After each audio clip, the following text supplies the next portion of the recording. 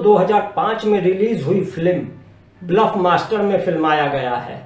हिंदी शब्दकोश में bulb master का एक मतलब धोखेबाज नेता भी होता है। आज की कहानी भी 21वीं सदी के एक ऐसे ही नटवर लाल की है जिसने registrar cooperative, reserve Bank of India, Delhi की केजरीवाल सरकार, कृषि मंत्रालय, सीबीआई, ईओडब्ल्यू के साथ साथ सहकारिता मंत्री अमित शाह की आंखों में भी बड़ी आसानी से धूल झोंक रखी है।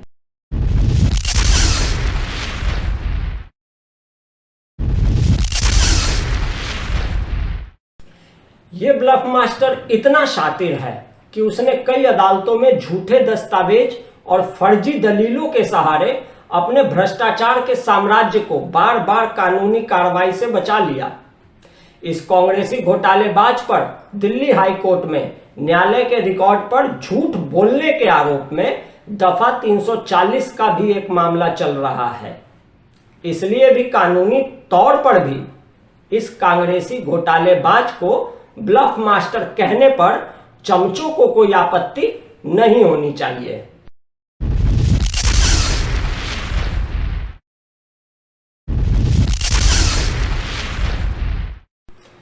नमस्कार, मैं अमित लाल और आप मेरे साथ देखना शुरू कर चुके हैं दिल्ली न्यूज 24 की यह खास पेशकश bluff master, a story of corruption with cooperation. पहले इस कांग्रेसी घोटालेबाज यानी ब्लफ मास्टर के कुछ चुनिंदा घोटालों की तरफ आप दर्शकों का ध्यान आकृष्ट कराना चाहूंगा।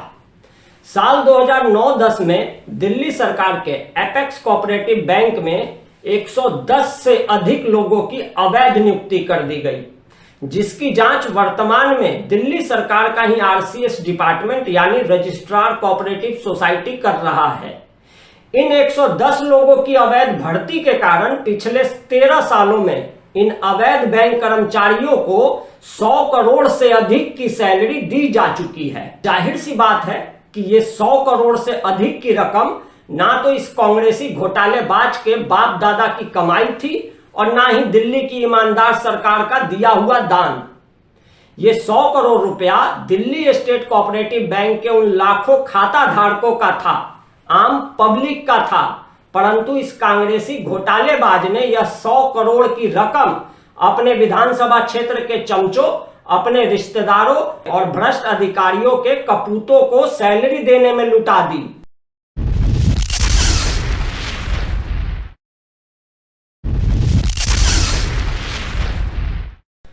दोस्तों, ऐसा भी नहीं है कि दिल्ली सरकार को अपने एपेक्स कोऑपरेटिव बैंक में हुए इस भर्ती घोटाले की जानकारी नहीं थी।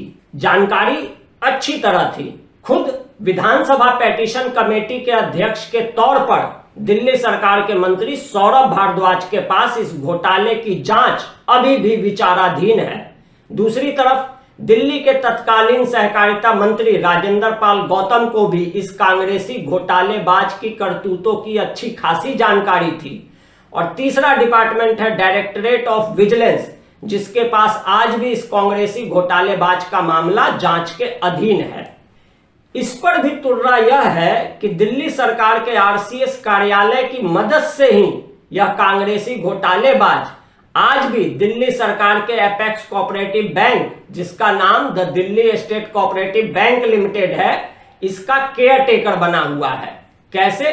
वही पुराना तरीका जिसके तहत अदालतों में झूठे दस्तावेज और फर्जी दलीलों के सहारे अपने भ्रष्टाचार के साम्राज्य को इस कांग्रेसी घोटालेबाज ने दशकों तक कानूनी कार्रवाई से बचाए रखा है।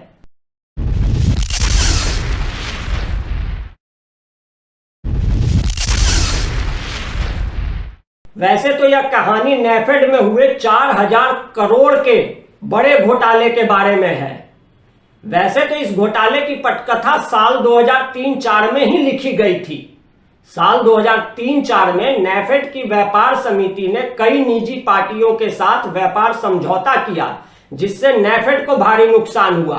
कुछ निजी व्यवसायों के साथ अपने कुख्यात गठजोड़ के कारण शीर्ष अधिकारियों ने कथित तौर पर कुछ बोर्ड सदस्यों की मिलीभगत से बिना किसी गारंटी या सुरक्षा के उनके द्वारा लिए गए ऋणों पर नेफेड को काउंटर गारंटी देने को मजबूर किया था। अब इस घोटाले से हमारी कहानी के ब्लफ मास्टर का क्या संबंध है, यह समझने के लिए पहले देखते हैं ये खास रिपोर्ट।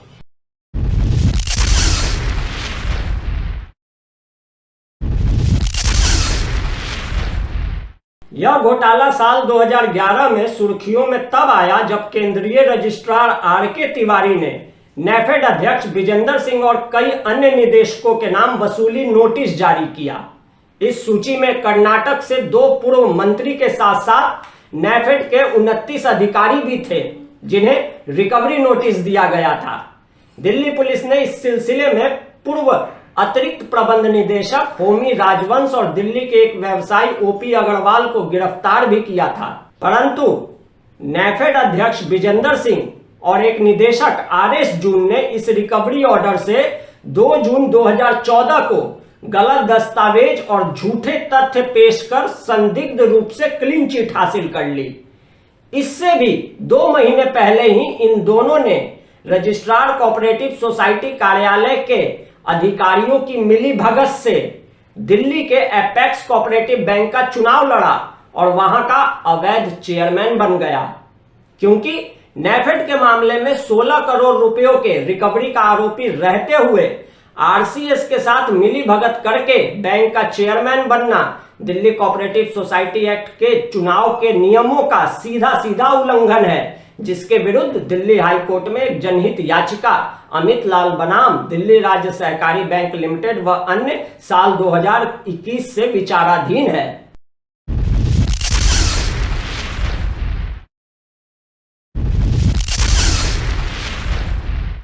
इसी विचाराधीन जनहित याचिका में दिल्ली सरकार ने हलफनामा दायर कर जो जानकारी दी है उससे यह साबित होता है कि इस ब्लफ मास्टर ने सिर्फ नेफेड ही नहीं बल्कि कई अन्य कोऑपरेटिव संस्थाओं में भी करोड़ों के गबन को अंजाम दिया है।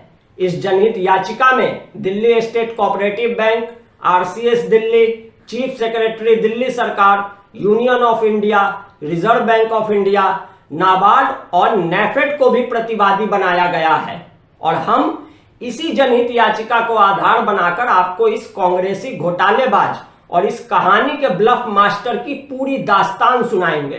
तो दोस्तों जल्दी से इस चैनल को सब्सक्राइब कर लीजिए ताकि आपसे इस सीजन का कोई एपिसोड मिस ना हो जाए। धन्यवाद।